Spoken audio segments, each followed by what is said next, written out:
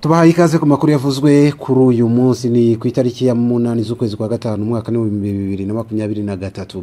Kuri uyu munsi Perezida wa Repubulika y'u Rwanda Paul Kagame yayoboye inama y'abaminisitiri idasanzwe yo gusuzuma ingamba zashyizweho zo guhangana n'ibiza by'imyuzure n'inkangu byibasiye uturere twinshi mu cyumweru gishize. Nkuko ibiro by'umukuru w'igihugu byabitangaje, iyi nama yabaye kuri iki gicamunsi ndetse inasuzuma indi ntambwe igomba guterwa mu gufasha abagizweho ingaruka n'ibiza. Minisiteri ishinzwe ibikorwa by'ubutabazi Minema yatangaje ko uretse abantu 131 bishwe n'ibiza byatewe n'imvura nyinshi yaguye mu cyumweru gishize, hanakomeretse kandi abantu 104 mu gihe inzu zimaze gusenyuka zo ari 6392. Umunyamabanga uhoraho muri iyi minisiteri ishinzwe ibikorwa by'ubutabazi Habishuti Philippe ku cyumweru yavuze ko abakomeretse bakomeje gusezererwa mu bitaro. Uretse ibyo bikorwa remezo, hari n'amatungo yapfuye, imirima yarangiritse n'ibyari bihinzeho byari hafi gusarurwa. Abantu bahungiye rero aho abantu bahungiye nabo bakomeje guhabwa ibikoresho nkenerwa by'ibanze kuri site 97 hirya no hino mu turere, bagahabwa ibiribwa, ibikoresho by'isuku n'ibindi. The Zoom TV 24. Mu yandi makuru yavuzwe kuri uyu munsi nuko Nsabimana Jean uzwi nka Dubai wubatse umudugudu w'urukumbuzi Rio Estate yanze kuburana kubera ko ngo atamenyeshejwe ku gihe. Kuri uyu wa mbere nibwo abantu 5 baregwana na Dubai bagejejwe imbere y'urukiko rw'ibanze rwa Gasabo ngo batangire kuburana kwifungwa n'ifungurwa by'agateganyo. Abaregwa muri iyi dosiye bageze mu rukiko ariko banga kuburana, bavuga ko batiteguye. Iyi dosiye kiregerwa urukiko rw'ibanze rwa Gasabo yahise inahabwa itariki ya 22 Gicurasi nk'iyo urubanza ruzatangira kuburanishirizwaho, ariko ubushinjacyaha busaba ko urubanza rwakwimurwa rukaburanishwa ku ya hafi. Ibi byaje kubaho ndetse ku mugoroba wo ku cyumweru ku ya 7 Gicurasi urukiko rwemeza ko urubanza ruza kuba ku wa mbere isaa 3 za mu gitondo nibwo Nsabimana Jean na Nyirabihogo Jean d'Arc, Rwamurangwa Stephen, Mberabahizi Raymond ndetse na Bizimana Jean Baptiste bagejejwe imbere y'urukiko rw'ibanze rwa Gasabo. Nsabimana Jean uzwi ku izina rya Dubai yavuze ko atiteguye kuburana kubera ko yabimenyeshejwe atinze, bityo ko atabonye umwanya uhagije wo gutegura urubanza. Dubai uyu akaba yasabye ko rwahabwa indi tariki nshya kugira ngo abashe kurutegura neza. Ubushinjacyaha nabwo bwemeye inzitizi zatanzwe n'uruhande rwa Dubai. Urukiko rwahise rutangaza ko urubanza rwimuriwe ku itariki ya 11 Gicurasi isaa 3 za mu gitondo. Kugeza ubu ibyaha bakurikiranywe nk'uko iperereza ry'ibanze ribigaragaza no kwihesha ikintu cy'undi hakoreshejwe uburiganya, n'icyaha gihanishwa ingingo y'174 y'itegeko riteganya ibyaha n'ibihano muri rusange, rigateganya ko wagihamijwe hanishwa igifungo kitari munsi y'imyaka 2 ariko kandi kitarenze n'imyaka 3 n'ihazabu iri hagati ya miliyoni 3 na miliyoni 5 z'amafaranga y'u Rwanda.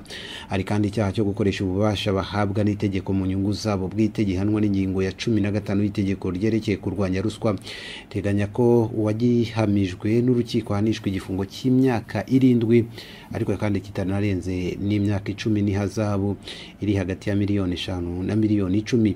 Muri iyi dosiye kandi harimo abazahanwa nk'abafatanyacyaha muri icyo cyaha hakurikijwe ingingo ya 85 y'itegeko riteganya ibyaha n'ibihano, ikavuga ko umufatanyabikorwa ahanwa nk'uwakoze icyaha. Ubusanzwe iyo dosiye imaze gushyikirizwa ubushinjacyaha nabwo bubanza kuyikoraho iperereza kugira ngo ibe yashyingurwa bitewe nuko nta bimenyetso bihagije bihari cyangwa se ikaregerwa urukiko. Icyakora kandi twibutse ko ibibazo byo kwa Dubai bishingiye ku kuba yarubatse inzu mu mudugudu ariko bikaza kugaragara ko izubatswe zitujuje ubuziranenge, ndetse byaje no gusakuza nyuma y'imvura yaguye mu minsi yashize imwe mu nzu zubatsemo ikagwa. Ni ikibazo kandi cyaje kugarukwaho na Perezida wa Repubulika y'u Rwanda Paul Kagame ubwo yasozaga itorero rya Barushingwa Nyerero. Ibaza impamvu umuntu nk'uwo ngo ashobora gukora ibintu nk'ibyo uko yishakiye inzego zimureberera ntihagire icyo zikora.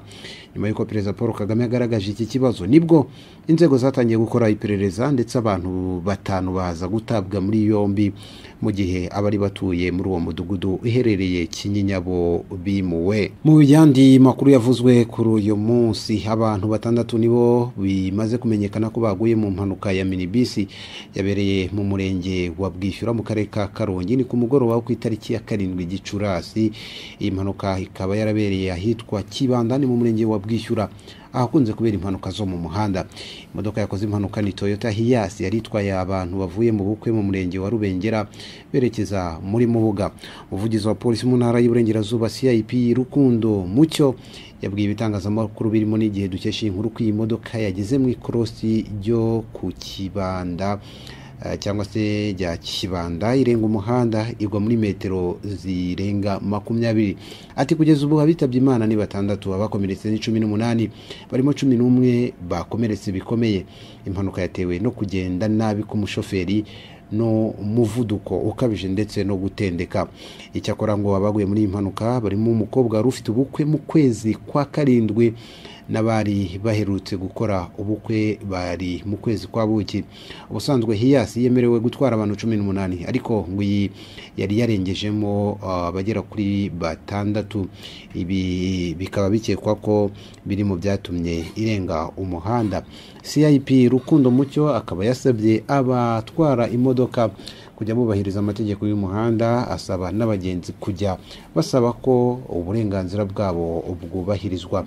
Iyi mpanuka ikimara kuba abaturage, polisi ndetse n'izindi nzego bihutiye gutabara. Abakomeretse bajyanwa kuvurirwa mu bitaro bikuru bya Kibuye. Mu bagenzi 18 bakomeretse harimo 11 bakomeretse bikomeye boherejwe kuvurirwa ku bitaro bya kaminuza bya Kigali CHUK n'ibitaro byitiriwe umwami Faisal. The Zoom TV 24. Mu yandi makuru yanditswe uyu munsi, ikinyamakuru igihe cyanditse ko umwarimu wa kaminuza y'u Rwanda afungiye guhoza ku nkeke wo bashakanye. Iyi nkuru ikavuga ko urwego rw'ubugenzacyaha RIB rwatangaje ko rwafunze umwarimu wigisha muri kaminuza y'u Rwanda ishami rya Huye. Arakekwaho guhoza ku nkeke wo bashyingiranwe no gukoresha umutungo w'urugo mu buryo bw'uburiganya byiyongera ku bushoreke. RIB ikavuga ko uyu mwarimu yafunzwe ku ya 6 Gicurasi. Umuvugizi wa RIB Dr Munangira Thierry yemereye ikinyamakuru igihe ko uyu mugabo koko afunze. Ati arakekwaho guhoza ku nkeke uwo bashakanye cyangwa uwo bashyingiranywe no gukoresha umutungo w'urugo mu buryo bw'uburiganya ndetse n'ubushoreke. Amakuru agera ku kinyamakuru igihe akavuga ko muri Mutarama uyu mwaka uyu mugabo yigeze nanone ngo gufungirwa ibi byaha birimo no kuba yarakubitaga umugore we ndetse no gusesagura umutungo w'urugo. Dr Murangira Thierry akavuga ko yibutsa abaturarwanda bose ko gukoresha umutungo mu buryo butumvikanyweho hagati y'abashakanye ndetse n'ubushoreke ari ibyaha bihanwa n'amategeko. Ati ntabwo RIB izihanganira uwo ari we wese ukora ibyo byaha nk'ibi. Ntabwo bikwiriye guhoza ku nkeke uwo mwashyingiranwe. Biragayitse rwose umuntu wese ukora ibi byaha ntabwo amategeko azamwihanganira kuko usanga ibyaha nk'ibi bigira ingaruka ku bana. Wafashwe ubu akaba afungiwe kuri sitasiyo ya RIB ya Ngoma. Ni mu gihe hari gutunganywa dosiye kugira ngo ishyikirijwe ubushinjacyaha.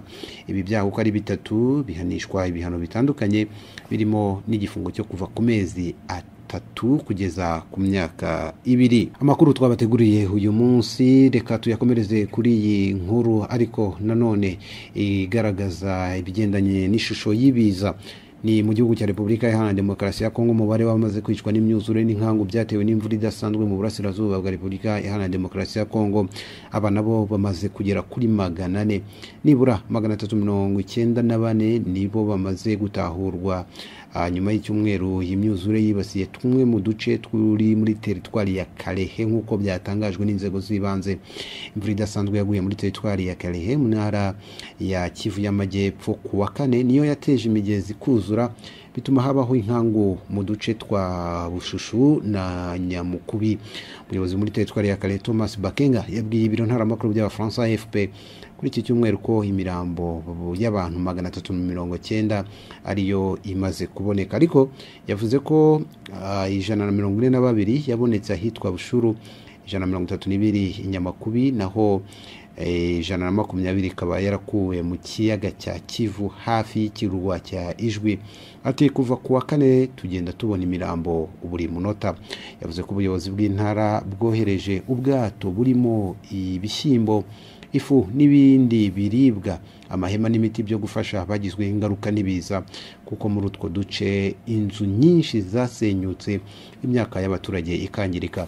Biteganyijwe ko kuri uyu wa mbere ari umunsi wo kunamira bishwe n'ibyo biza nk'uko byatangajwe na guverinoma. Ibi biza byo mu burasirazuba bwa Repubulika Iharanira Demokarasi ya Kongo byabayeho nyuma y'iminsi ibiri bihitanye ubuzima bw'abantu 131 mu Rwanda. Kuri iki cyumweru umunyamabanga mukuru w'umuryango w'abibumbye Antonio Guterres yunamiye abahitanywe nabyo mu Rwanda no muri Repubulika Iharanira Demokarasi ya Kongo ni mu ruzinduko yagiriye i Burundi, aho yavuze ko iki ari ikindi kimenyetso cy'uko ingaruka z'imihindagurikire y'ibihe zikomeje kwiyongera mu bihugu bitigeze bigira uruhare mu bikorwa byongera ubushyuhe ku isi. Ni nadusoreje amakuru twabateguriye y'uyu munsi. Andi makuru azajya abageraho 5 kuri 5. Niba utarakanda subscribe nako kamenyetso k'umutuku kanditseho subscribe, wibuke gukanda n'inzogera ihitiza kugira ngo video nayo izajye ihita ikugeraho mu buryo bwa notification. Iyi ni The Zoom TV 24 turabakunda.